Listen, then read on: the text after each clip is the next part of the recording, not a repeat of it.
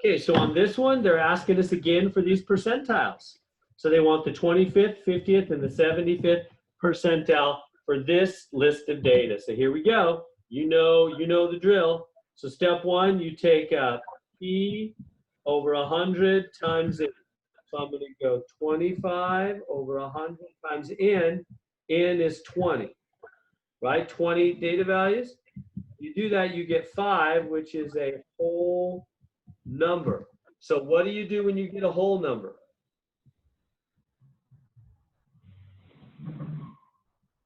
So step one is P over 100. Step two, for a whole number, You round it? You grab the 5th value and the next value in the list. Them, it equals and divide by 2, right? So I got to find the 5th, and this is the first number, second number, third number, fourth number, 5th number. There it is. There's the 5th number. And then here's the next number. So I'm going to take 12.5 plus 12.7. I'm going to hit equals, divide by 2, and I get the answer, which comes out 12.6. Because it's the average. It's the middle of those two numbers. So 12.6. That's the 25th percentile. That means if we take all these quiz scores and from the lowest to the highest and we rank them from 0% to 100%, the one that's 25% of the way along is the quiz score 12.6. And now, is that good so far? Questions on that? What if you get a point? Oh, never mind. Oh, no. Yeah, I don't think you're going to get a decimal on this one. I got a decimal. Let me try again. How many data values in your list? 26. Right. Oh, 26? Oh, yeah, so you could get a decimal. You're right. All right, yeah, so let me write that out. Great question. Great question. Let me come down and write that out. Yeah, if you get a decimal, good question. If you get a decimal,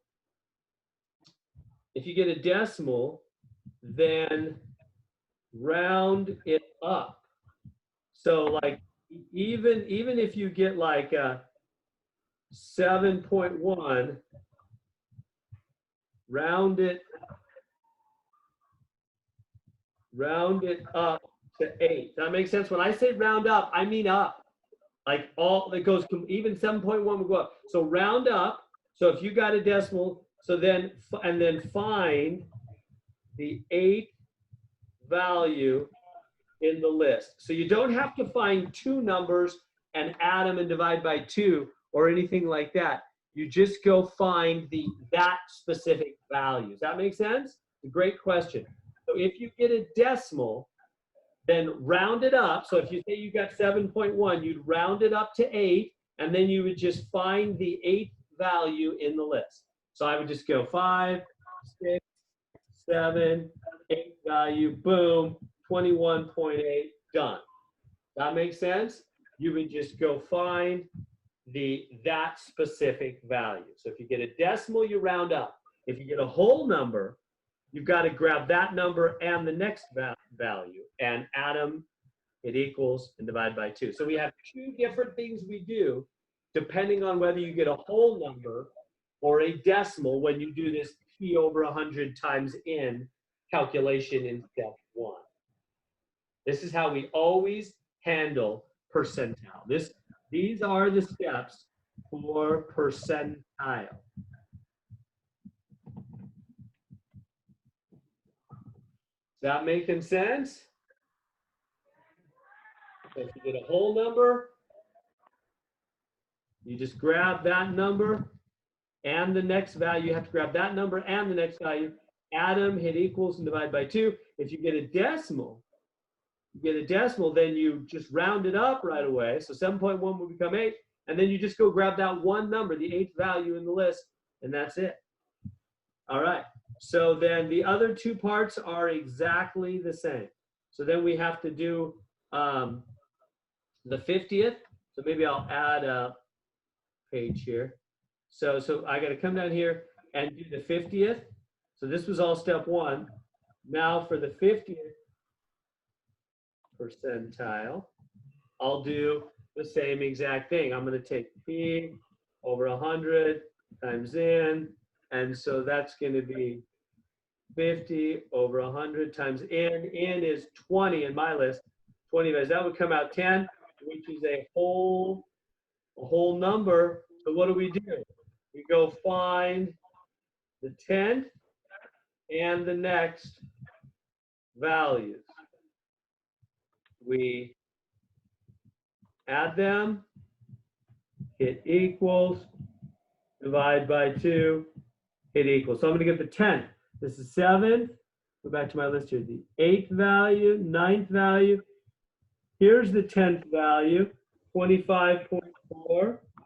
And the next one, the 11th value, is 27.9. Add them, hit equals, divide by 2, equals, and the value I'm getting, let me do it on my calculator real quick. I'm getting 26.65. So there's my second answer. That's the value 50% of the way through the data, the 50 percentile value. And then we do it one last time for the 75th percentile. Come over here. Oops, I did that right. 75th percentile. So we're doing this 3 times. So I'm going to again take N over 100. No, weird here. P over 100 times N, which is 75 over 100 times N, 20 numbers. What's that going to be? 15, which is a whole number. So what do we do with a whole number? We go find the 15th value and the next value. So, and we add them. It equals, divide by 2, it equals. So the 15th value, let's go back up to the list.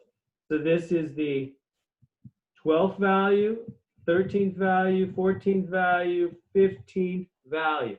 So it's there, right? The 15th value and then the next value. So I grab the 15th value, which is this 32, and the next value, which is 32.5. I grab those two values.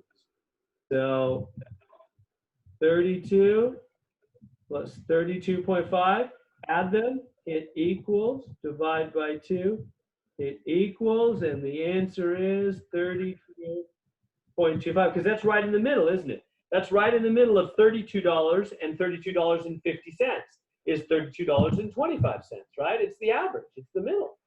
So 32.25. So 32.25. There we go. We finished all those parts. Questions I can answer on that. So if yours was different and you had decimals, you might have had decimals, then remember you round up. So if you got like a decimal like 7.1, you have to round it up to 8 and find the 8th value.